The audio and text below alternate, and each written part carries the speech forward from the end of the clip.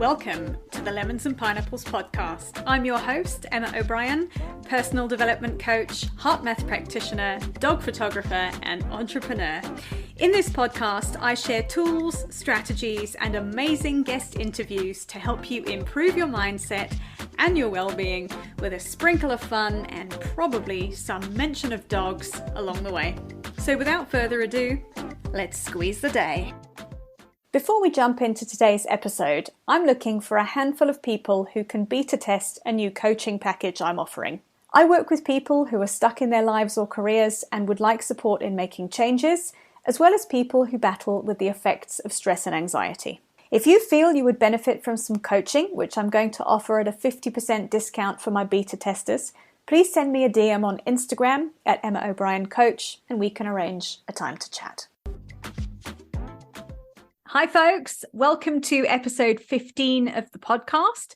Today, my guest is professional counsellor Amy Holder, and we're going to talk about seasonal depression, which for folks in the Northern Hemisphere right now, going into winter, is very topical. First, a little bit about Amy. Amy Holder is a seasoned licensed professional counsellor whose therapeutic expertise spans a wide spectrum, from anxiety and depression to navigating life's transitions and delving into brain-gut health. Drawing on a rich and eclectic background in the mental health field, Amy combines clinical wisdom with an innate curiosity about the human experience. Amy hopes to share valuable insights and inspire personal growth through building resilience in today's chaotic world. Welcome to the podcast, Amy. Thank you for having me. I'm happy to be here. So today our topical topic is coping ahead and how people can start to preempt seasonal depression. I know for you folks in the Northern Hemisphere, you're going into winter now, the days are getting shorter. Could you give a bit of a definition and say a little bit more about what exactly seasonal depression is and how it might affect a person's life? Yes, so seasonal affective disorder, or S.A.D, as it's sometimes called, is just another term for major depression that has a seasonal pattern. So we see this show up. There actually is two types of seasonal affective disorder. There is a summer variation. What's probably most common, or what most folks are going to be familiar with, is how it shows up in the fall and winter months as the days get shorter in the Northern Hemisphere. So it's just a type of major depression that we see present itself in the fall and winter months. It's fairly common as far as my part of the world. So I'm in Madison, Wisconsin in the United States, and it's a big part of my work with clients. It's something that I start talking about as early as, late August and September, which not a lot of people are thinking about winter at that point because they're still relishing the summer and the long days. But I really do want them to start thinking about it then, because it comes very quickly. And in fact, just in the last week alone, we've lost quite a bit of daylight. Now sunrise is after 7 a.m. here. So it's really important for people to be thinking about this as early as possible so that they can have a plan. Yeah, and I know from obviously for anybody listening, and I'm in the Southern Hemisphere, so for us, we're now going into summer. But we were just saying before we jumped onto the podcast, the change here in the Johannesburg area of South Africa, we don't have much of a time shift. The days don't get much longer or much shorter with summer and winter. But I remember from growing up in the UK that by the time you got to the middle of December and we're at the shortest day of the year, it's not getting light till almost 8 o'clock in the morning, and it's getting dark at 3 o'clock in the afternoon, and you're often going to work in the dark, coming home in the dark. And if you're in an office all day, you're perhaps not seeing much daylight. And if you've got wintry rubbish weather, it's also, you're probably not seeing any sun either. So it is, it's a reality. It's one, I went back for Christmas in 2016, and I hadn't been back to the UK in winter. I try to avoid going in winter. And I kind of was shocked at the shortness of the days, because I've completely forgotten living here. It just isn't like that. How does seasonal affective disorder, how does it show up for people, and how might it affect someone's day-to-day life and their functioning? Yeah, so it's a lot of, the major depressive disorder, same symptoms. So persistent low mood, sleep disruptions, low energy and fatigue, particularly during daytime hours, trouble concentrating, lack of interest in activities or socializing. A lot of folks start socially isolating. You might see changes in eating habits. Particularly, we see a pattern where people engage in a lot of overeating. That can sometimes lead to weight gain for folks as well. They see this sort of shift in their weight in the winter months. And for some, if it's bad enough, even thoughts of self-harm and suicide. So it's something we really do want to take very seriously and monitor very closely. And you were saying, not much difference.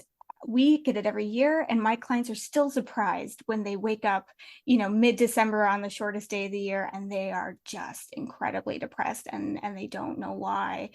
And it's sometimes as simple as, yeah, you're not getting enough daylight, you're not getting enough activity, we're not doing enough to take care of ourselves when we don't get enough sunlight.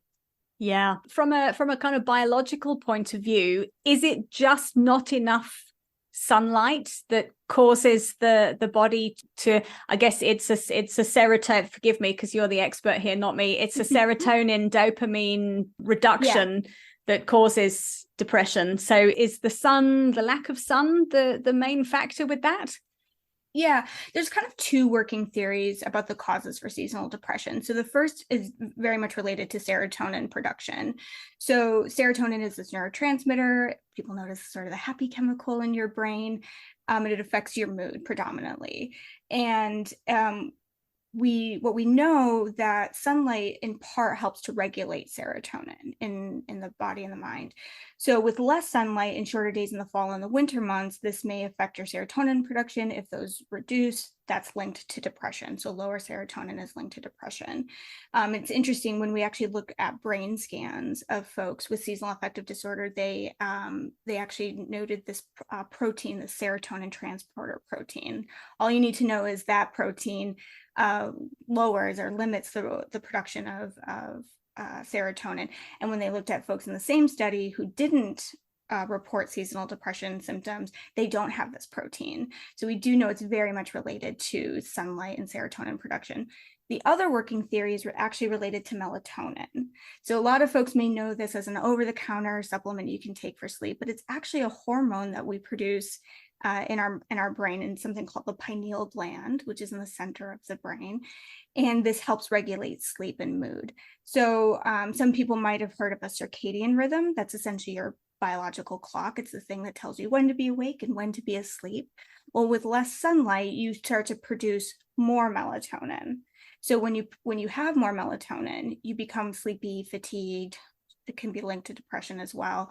So when your internal clock, your circadian rhythm, is out of sync with the external clock, which is the sun, there's a disruption. And so we start to see symptoms of depression. So essentially the two working theories are too little serotonin and too much melatonin. And that dysregulation, that disruption in all of the brain body chemicals can lead to depression. Thank you for explaining that, because I think it's really useful to have a kind of a reasoning behind knowing biologically why it happens. And what, as a therapist, are your top 3 therapeutic tools for helping your clients to preempt this? I know you've talked about this. You have a strategy with your clients who year on year are affected by this. What are your 3 top strategies that you put in place with clients to help them manage and not be so adversely affected by it? Yeah, I talk about this idea of coping ahead. So if you know you are someone who is impacted by shorter days, less sunlight, and you're prone to seasonal depression, I want folks, again, to be thinking in as early as August and September about what tools they're going to use to manage their depression and coming into the winter months. So first things first, identifying the symptoms, the warning signs. How do you know that your depression is getting worse? So you know when to really start to increase your coping. But I want folks to identify strategies for self-care, everything from, something that's active, getting your body moving. It does not need to be traditional exercise. I tell folks, I don't care how your body moves, just find a way that it moves, that it feels good for you. Finding activities that are joyful or fun or playful, identifying social support. So I tell folks, 1 to 2 people you can reliably reach out to for support, and make a plan to engage with them. I want also folks to identify strategies for rest as well. The rest is just as important as anything else. So things that are relaxing and soothing. So take a warm bath, savor a warm cup of tea or coffee, potentially take a nap, although I do warn against sleeping too much in the winter months because that actually increases melatonin. We don't want to increase it anymore. But other things are incorporating potentially supplements that can be helpful in combating some of those symptoms. So anything from vitamin D, which helps to regulate mood. We might incorporate things like magnesium glycinate, which magnesium is essential for lots of chemical reactions in your body, but it's particularly helpful with sleep and mood. B vitamins help with mood as well, and energy, omega-3 fatty acids. So a lot of these you can get from diet, but for folks in the winter months, it's just sometimes harder to get that in your diet as reliably. So supplementation is sometimes recommended. I also want folks to be thinking about antidepressants, if that's something that's right for them, to talk with their medical providers about, do you need to get on an SSRI or an antidepressant during the winter months? If you're already on something, do we need to adjust your dose during those months? Light therapy is another one. So using artificial light, specific types of lamps that you can sit in front of for at least 30 minutes a day. Typically, you want that in the first hour that you're awake. You want to sit in front of that lamp for 15 to 30 minutes, just to try to help it mimic the sunlight, essentially, that you're lacking. So those are a couple of strategies that I often recommend. Thank you for sharing. I think that's really, really useful. And in terms of the light therapy, so I guess the best possible light therapy would be to go and have a bit of early morning sunshine, if there is some. We're very spoilt here in Africa. There's lots of lovely sun here. So, but I guess if people are driving to work and they're in an office and it's too difficult for them to do that, the light therapy is great. Are the lights, are they easy to access? Are they relatively affordable for people? They are. They've become a lot more affordable. I encourage folks to talk with their medical providers about using them as well. Sometimes you can actually get these as like medical equipment through your insurance or through your doctor's recommendation. But there's there's really specific parameters that for the type of light. We want it to have a certain amount of lumens or lux, so 10,000 lumens or lux.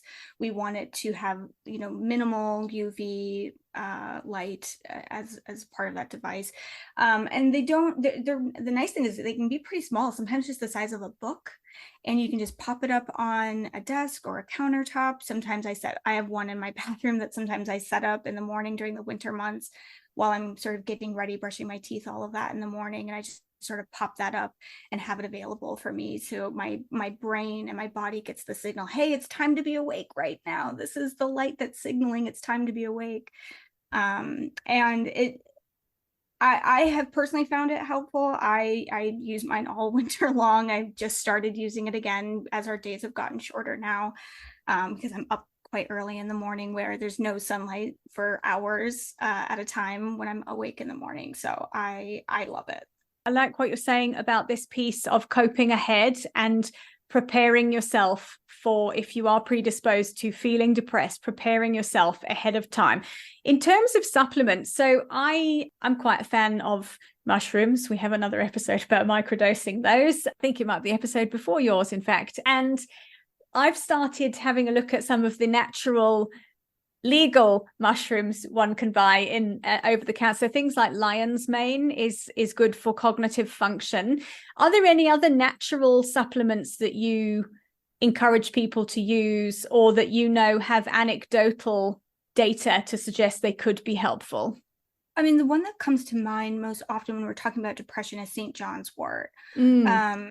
It's one that I always have to heed caution with, though, because it does have known interactions with lots of medications.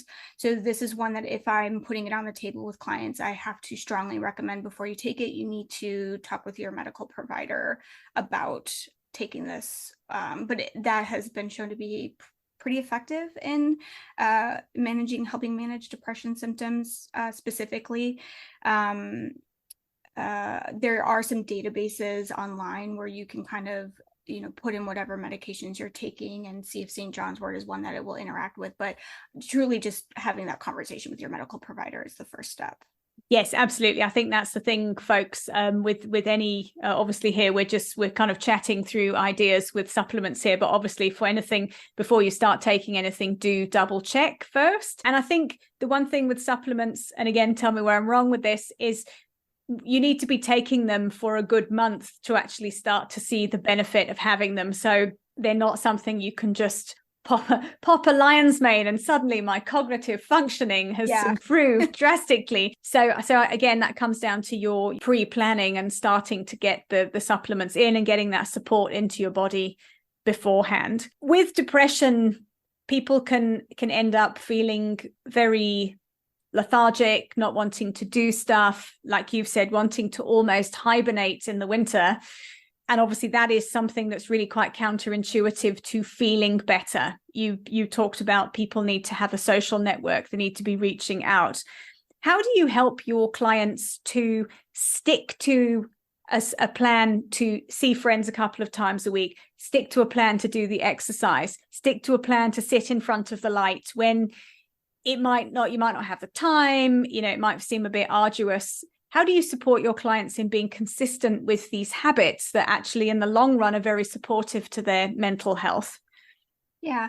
And, the biggest thing is starting small, really making small commitments to what you can reasonably do. I tell my clients all the time, you're busy working adults, you have lives. It's very hard to start healthy habits. Even if we know they're good for us, it doesn't mean that they're any easier to implement into your daily life. So starting small, committing to one or two things that you're willing and able to do, because you can always add more if that's going well. Start small and really make a schedule with it if you absolutely need to, if that's an approach that keeps you accountable, is scheduling it out, putting on the calendar when you're going to socialize, putting on the calendar how you're going to take, supplements, or creating meal plans or planning activity, being in your body. And just to manage expectations, I think as well, that, if I'm going to plan to take a walk a few times a week, if I can commit to 3 days a week to take a 10-20 minute walk, that's what I can do, that walk itself is probably not going to quote fix or get rid of your depression, but the longer you're consistent with it, the more regular your routine you can have with that, the better you're going to feel in the long run. And so really it's about understanding that these are investments. When you commit to these things, you're investing in your self-care, and that the return on that investment will come in time, the longer and the more you're consistent with that. So starting small, making it really, really specific and manageable, putting it in your calendar if you have to, because you have a busy life. I think those are some of the ways I want folks to think about it to begin with, is to start there. Yeah, and I think that's so important is if you can have, my coaching hat on would be to have some sort of accountability partner. If you've got a friend who will, when you say, oh, I actually don't feel like going for a walk today, who will say, no, I'm coming to get you because I know you don't feel like it, but we are going for a walk. Because I think this is the trouble with it, is we end up not wanting to do the things that in the long run are good for us in the short run because they're hard, we don't feel like it. And it's that mindset shift, isn't it? And it's getting into, I deserve the self-care. One of the things that's come up in some of my other conversations is this piece about self-care somehow being selfish and self-indulgent. Yes. And I think that's quite a difficult one for people to get their heads around. And the reframing on that, I think from my point of view, would be you can't show up and care for other people if your cup is empty and you're feeling like you just want to go and hide in a dark room, which unfortunately for most of us is possible. I know we all feel like that sometimes, but it's these small habits, isn't it? Little something every day. Little something every day. And remembering, the selfish part too. And I always tell my clients that you taking care of yourself doesn't mean you stop caring for others. That you have to sort of create that compartmentalization in your mind that they're not, one doesn't cancel out the other, so you get to have both. I talk about multiple realities, always like two things existing at the same time. Taking care of yourself and taking care of others happens simultaneously. In fact, how you take care of yourself is how you take care of the people in your life. I can just speak for myself as a therapist. That got drilled into me very early on in my career from a mentor, that if you're going to continue to do this work, if you want this to be a career, you have to learn to take care of yourself now, because it's the only way you show up for your clients and also for the people in your life, to have enough for all of it. So that's something I double down on as much as I can. And I think remembering too with depression, it's a lot of depression wants to keep you depressed. Yes. That's its game, right? That's what it's trying to do. So it's going to convince you that, don't go on that walk. You don't have energy. You're really tired. You're fatigued. There's not enough daylight. Don't go on that walk. It's not going to fix anything. Well, that's not the point. Divorcing ourselves from wanting to do the thing and doing the thing anyway. It's like, I don't want to do the thing, but I have to do it anyway, because it's going to have a return on that investment over time.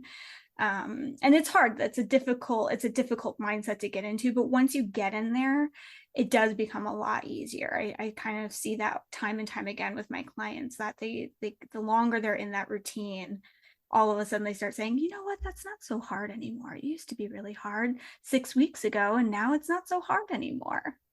Yes. And it's so interesting you bring this up, because I've just had a coaching session with one of my clients. So one of the things we're working on is her inner self-talk, because she is cruel to herself, to be quite honest. And we've been talking about putting in place some activities she can do to build her inner confidence. So doing things for yourself, doing them really small, and then something that's measurable. So like going for a walk, maybe you go for a 10-minute walk, and then maybe the next time it's a 15-minute walk, or you walk a bit faster, or you walk, you pick more hilly terrain, or something that gives you an inner confidence boost, because in doing it, you get a sense of accomplishment, which of course gives us that lovely brain reward. You feel better, and it's finding things that you can do for yourself. I think that you're able to go, oh yeah, I can do that. And like you're saying, 6 weeks ago, I could only walk for 10 minutes. Now look at me go, I can do 20 minutes up the steep hill. And actually I quite enjoyed it. And it's little habits that start to override that self-talk, because I think I'm glad you brought it up, because it's such an important piece. And especially for people, like you said, who are depressed, and the depression is talking effectively. Yes. The depression little parasite that I often call it is, it kind of gets in there, it takes over, it has its own voice, it's trying to convince you of a lot of things that aren't true, even if they feel really true. I always tell people your feelings are valid, doesn't always mean that they're based in reality, right? We can break our own hearts pretty easily. You're talking about that self-talk. So trying to just remember that you get to be in control. And I think also being flexible. So, if as life gets busy and you're developing these routines, and okay, today I ideally want to do 25 minutes of physical activity, and I really only have 10 minutes to give in my schedule, great, then 10 minutes is worth doing. It's worth sticking to the overall consistency and being flexible and allowing for you to adjust what you can commit on any given day to whatever it is. And that and the curiosity piece too, about like, what is hard about this? Why is this so difficult for me? Why am I struggling with this? And I think giving some space for that exploration as well is something I always encourage clients to do when they're developing any kind of new habit or routine. Yes, a great tip there, the curiosity piece. And I think one thing that I found really useful in my own life and also with my clients is to actually just to start to observe the feelings rather than kind of being sucked in by them. You observe them. Ooh, I'm feeling really resistant to going for a walk, to use that example again. Why is that? What is that? Where is that? How is it serving me? What does it want from me? And I think as soon as you can start to put a bit of distance between yourself and the difficult feeling, it's easier to deal with it. It's easier to override it. Ultimately, they're there. I think sometimes they're messengers for things for us to learn, but I think sometimes they also need to be just told they need to be benched sometimes, I think. They need to allow to sort of have presence and then be on their merry little way. And yes. Yeah, I think that objectivity to feelings is something I try to teach almost every client I come across is how do you create separation between you and the feeling so you can observe it and either sit with it, or is it signaling something, right? When I'm feeling, if I'm saying I'm feeling sad and I get more specific, oh, I'm actually feeling lonely, I'm feeling isolated, that may be signaling a need. Okay, well, let me find an opportunity for connection, meaningful connection with someone so I can kind of soothe this feeling if that's appropriate. But it may also just need to be observed for what it is. Yes, and I think that's a really great point as well, is often underneath a feeling is a need. And if you can identify what it is, can you meet that need yourself? Like you say, can you pick up the phone and phone a friend? Can you arrange to meet someone for a coffee? What I hear from you and what you've shared today, it's about being able to feel more in control of the feelings that are swirling around. So you're not totally engulfed and overwhelmed and at their mercy.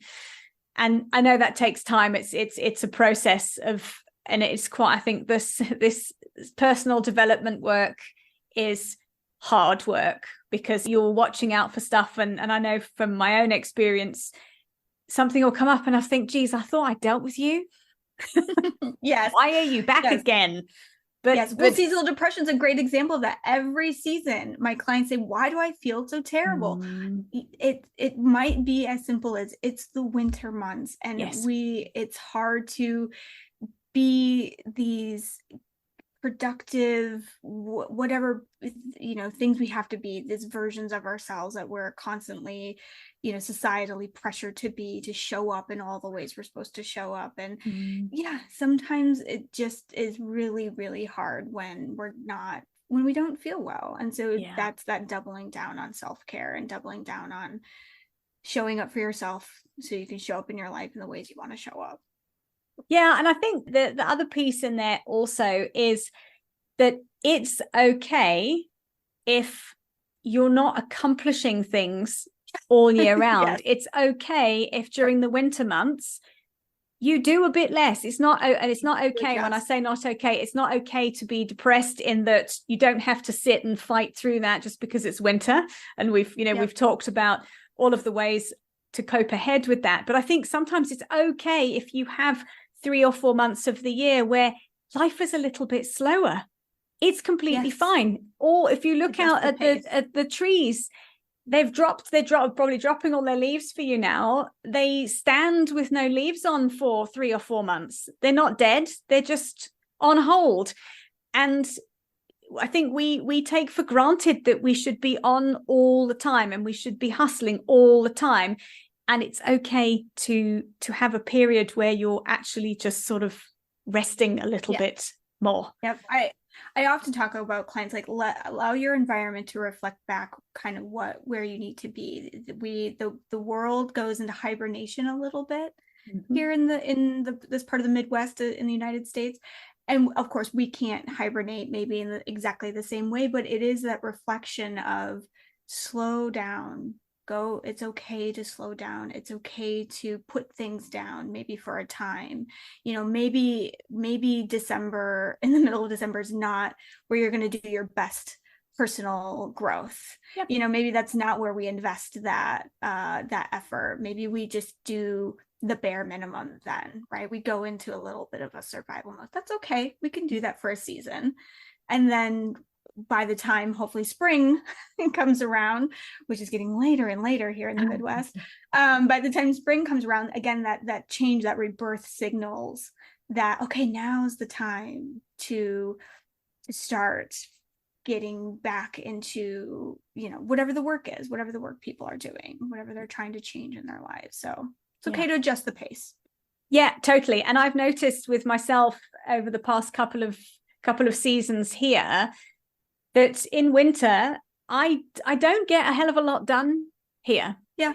And I've got to the point where I'm actually okay with that. And literally as soon as the seasons start to shift and as soon as you see the buds appearing on the trees, all of a sudden out of nowhere, I'm like, cool, ready to go again now.